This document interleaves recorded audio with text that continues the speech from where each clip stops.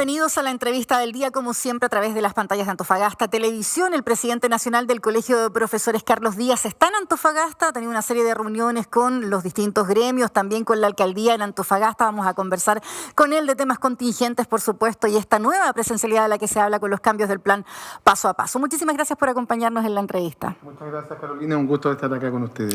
Precisamente quiero partir con esto. Se habla de esta nueva presencialidad. Ayer todos, ¿cierto?, escuchamos los distintos cambios que hay en el plan paso a paso. La postura sigue siendo la misma desde el Colegio de Profesores respecto a lo que han mantenido hasta ahora, o hay que hacer algunos puntos de inflexión respecto de lo que podríamos ver de aquí en adelante. Bueno, nosotros seguimos indudablemente defendiendo la vida y la salud de las comunidades educativas. Ese es el tema de fondo y por ese motivo es que hemos sostenido desde los inicios de esta pandemia que en primer término queremos volver todos a la presencialidad. Ese no es el tema de fondo ni es el tema en discusión. No hay ningún inconveniente. Que más que las profesoras y profesores de Chile sabemos que nada reemplaza a las clases presenciales. Pero el tema de discusión tiene que ver fundamentalmente con las condiciones para ese retorno. Y obviamente, dado el contexto, dado lo que hoy día tenemos en el país, creemos que no están esas condiciones.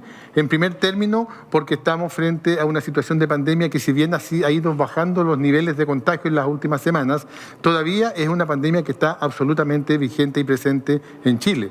Pero además de ello, tenemos una variante que es muy peligrosa, dicho por la OMS, que es la variante Delta, y que indudablemente nos preocupa mucho, y creemos que el gobierno se adelanta innecesariamente porque todavía no sabemos cuáles van a ser las consecuencias de esta variante en Chile. Tenemos lo que ha sucedido en otros países, en Inglaterra, en Israel, que generó verdaderos estragos esta variante, y por tanto eso nos preocupa. Hasta antes de la variante Delta se hablaba siempre, o se criticaba la postura del Colegio de Profesores diciendo que no siempre estaban los argumentos técnicos, la evidencia muchas veces para demostrar que los contagios dentro de los establecimientos educacionales eran la principal razón para el freno del retorno, ¿cierto?, presencial.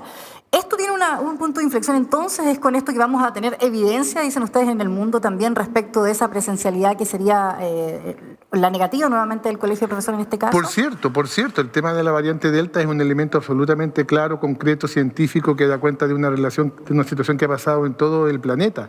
Y si a eso agregamos indudablemente lo que hoy día tenemos como crisis hospitalaria a nivel del país, obviamente que también es un tema que nos preocupa profundamente. E incluso la situación estacional, si la llevamos al tema estacional, sabemos que en esta época del año se agregan necesariamente, por una cuestión normal y natural de la estación, del invierno, otros virus que son muy peligrosos y que, por supuesto, afectan a nuestros estudiantes. Entonces, si une usted esa relación con la situación puntual de lo que significa la crisis hospitalaria, sabemos que tenemos hoy día en muchos hospitales de Chile un colapso, también tenemos muchas camas pediátricas que en su momento UCI han sido traspasadas a lo que es la situación del coronavirus. No hay donde atender a nuestros estudiantes y eso nos preocupa de sobremanera. Se fue mejorando con este seguro COVID que también se pretendía por parte, ¿cierto?, del Colegio de Profesores. Eso ya se ha ido zanjando, la asignación de recursos específicamente, porque muchas veces se entiende que es solo el freno socioeconómico, porque si uno piensa que el 80% más o menos ha regresado a clase en el caso de los particulares subvencionados o colegios pagados, y solo un 29% lo ha hecho desde los municipales. ¿Es una cuestión entonces de recursos más o menos para volver a esta presencialidad? No, es una situación también de dar por sobre todo confianza y seguridad a las madres, padres y apoderados.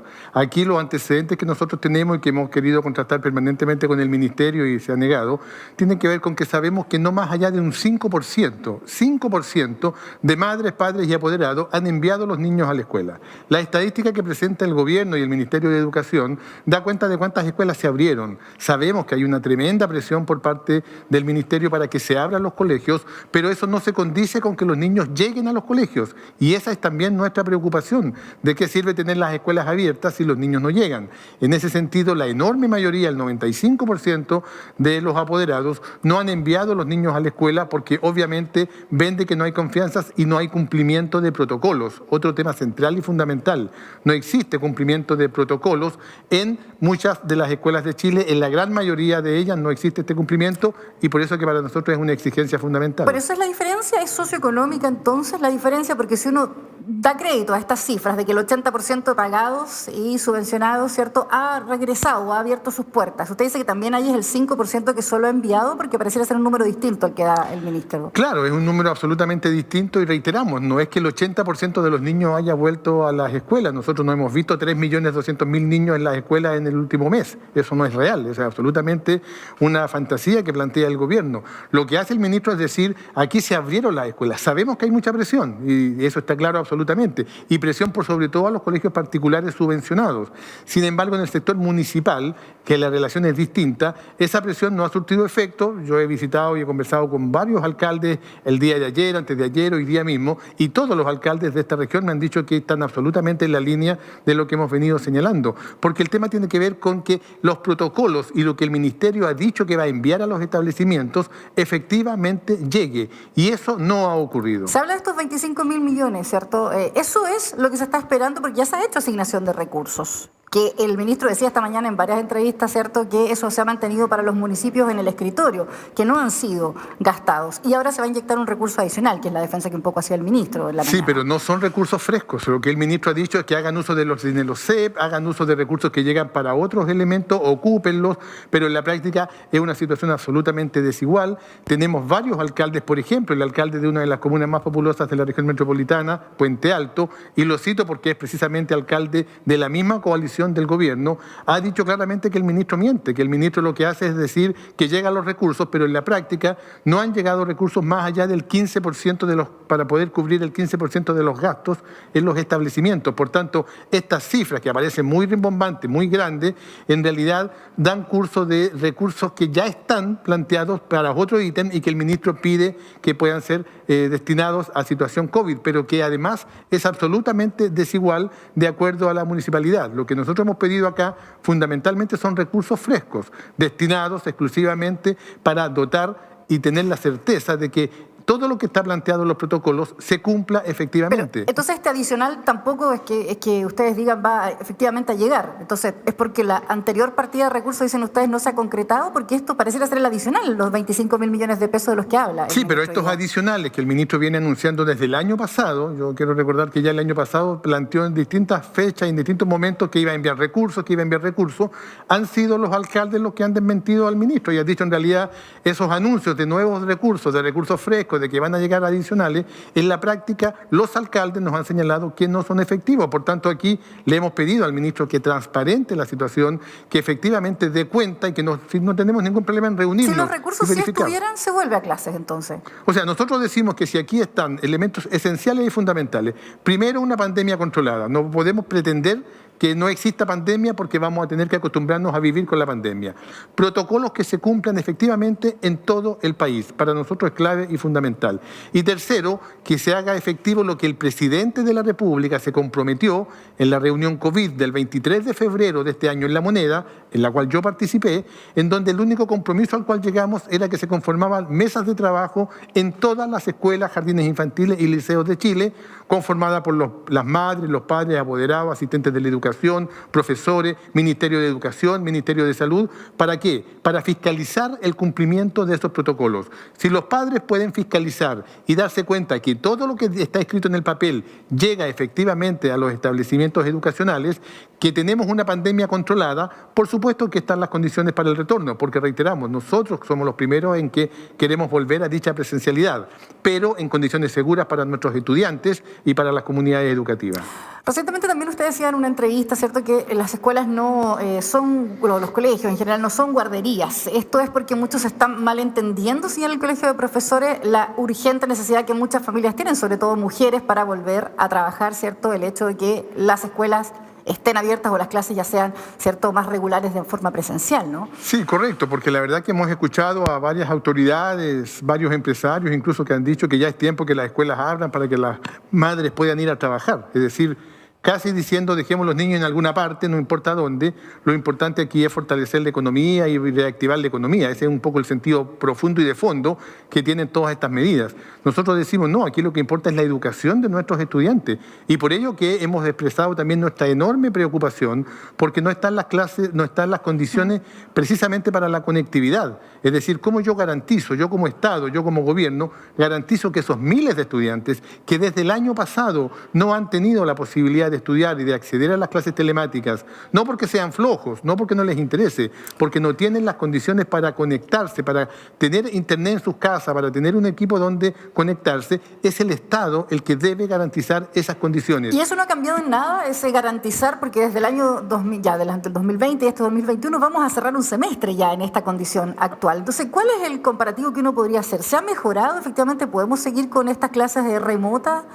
¿Cuánto mejor que el año pasado es, por ejemplo? Es decir, el tema de la conectividad no ha mejorado en absoluto. Nosotros lo hemos venido sosteniendo. Hemos hecho incluso denuncias de una cantidad importante de comunas en el país en las cuales lamentablemente ni siquiera se han entregado los equipos que le correspondía porque estaban los estudiantes en séptimo básico, los tablets, etcétera, y que se han retrasado ostensiblemente y lo ha planteado así incluso desde el Senado, se ha hecho la denuncia. En la práctica, aquí lo que nosotros hemos dicho es que si se garantizara efectivamente y se entregaran las condiciones para que las clases telemáticas funcionaran como corresponde, por supuesto que serían mucho más efectivas. Pero cuando usted tiene un tercio de estudiantes que no tienen acceso a esas clases telemáticas porque no tienen conectividad, es el Estado el responsable y el ministro quien debe responder. Por ello, la acusación constitucional que hoy día está, porque ese es uno de los elementos que indudablemente se ha denunciado, que el ministro no ha sido capaz de dar educación a una cantidad importante de estudiantes por no tener conectividad y el ministro solo ha mirado desde la lejanía. ¿Qué proyectan entonces, si ese es el balance de lo que ha sido el primer semestre, qué proyectan entonces desde el colegio va a ocurrir este segundo semestre? Porque es cierto, desde cuarentena ya se va a poder tener la posibilidad de que se asista a clases presenciales y usted dice existe mucha presión, efectivamente quizás del sector privado o subvencionado, ¿no?, de la educación. Entonces, ¿podríamos tener un segundo semestre muy distinto? Tal vez van a tener que sí replantearse nuevamente estrategias distintas de trabajo desde el colegio de profesores porque pareciera ser que ya aquí la presión va a ser diferente. Tenemos un segundo estado de cosas hoy día. ¿Lo comparten? A ver, sí, aquí primero me ha parecido a mí muy grato poder conversar con varios alcaldes de aquí de la segunda región. Permanentemente estamos en contacto y conversando con alcaldes de otras partes de Chile. No había tenido la ocasión de conversar con los alcaldes de acá y estamos en la misma dimensión, estamos en la misma sintonía. Es decir, aquí lo primero es el cuidado de la vida y la salud. Eso es lo central y fundamental. Nosotros también hemos sostenido que el invierno es una fecha, la verdad, muy lamentable para pretender volver a la presencialidad. Aspiramos, pero aquí quien tiene que demostrar efectivamente es el Ministerio de Educación, que está efectivamente en la línea de cambiar lo que ha sido su parecer y su libreto durante este año y medio. Pero eso no ha cambiado. Entonces, eso no ha cambiado. Aunque él haya hecho estos anuncios recientemente con lo que vimos ayer, no es un cambio. No, lo que hay son solamente anuncios que lo que hacen incluso es empeorar la situación, porque si hasta antes de ayer se planteaba que de fase 2 en adelante se podía volver a la presencialidad, hoy día nos parece criminal que se pretenda que en fase 1 se vuelva a esta presencialidad. Es decir, cuando debiéramos de estar todos confinados, cuidándonos de nuestro domicilio, hoy día el Ministerio dice, ¿sabe qué? Salgan a la calle, vayan, tomen autobuses, tomen el metro en Santiago, tomen los pases locomoción. De movilidad y el que, por ejemplo, en el caso de los profesores, el 90% ya ha sido prácticamente inoculado con sus 2 dosis, esquema completo. Prácticamente muchos estudiantes ya comenzaron bajo los 18 años también a recibir algunas vacunas, ¿no?, en el país. Entonces, ¿de qué manera eso va a contribuir a que a lo mejor el cambio de posición también esté desde el colegio? O sea, por cierto que nosotros siempre hemos sostenido y lo hemos reconocido que el tema de la vacunación es un tema importante y era uno de los aspectos que consideraban nuestros puntos de vista. Lo valoramos, creemos que es un importante avance, pero no es el único, reiteramos, no es el único. Y en esto el cumplimiento de los protocolos y la fiscalización de dichos protocolos es fundamental y eso es lo que lamentablemente el Ministerio no da ninguna luz respecto de modificar su obstinada intención de volver a la presencialidad sin considerar protocolos en igualdad de condiciones, porque probablemente en algunas escuelas de Chile, en el 2%, en el 3%, colegios privados, puede que tengan todas las condiciones y no lo ponemos en duda, en donde los padres llevan al niño en auto a la escuela y lo van a buscar en auto a su casa, probablemente allí estén, pero ese no es el Chile real. En el Chile real los protocolos no se han cumplido y eso el Ministerio no quiere hacerse cargo y tampoco quiere responder ni quiere resolver esa problemática. Muchísimas gracias, Carlos, por habernos acompañado en la entrevista del día. Un gusto de estar con ustedes y, por supuesto, un saludo muy especial a todas las profesoras y profesores de aquí de Antofagasta, de la segunda región, por la noble labor que realizan y todo el esfuerzo y compromiso que han demostrado durante esta pandemia. Muchas gracias. Muchísimas gracias también a ustedes por acompañarnos. Intenso, sin duda, va a ser también este debate que se sigue dando, ¿cierto?, para este segundo semestre, cerrando uno y algunos temas aún no resueltos respecto a esta nueva presencialidad de la que se habla, pero donde claramente hay varios matices. Gracias por acompañarnos. Nos reencontramos.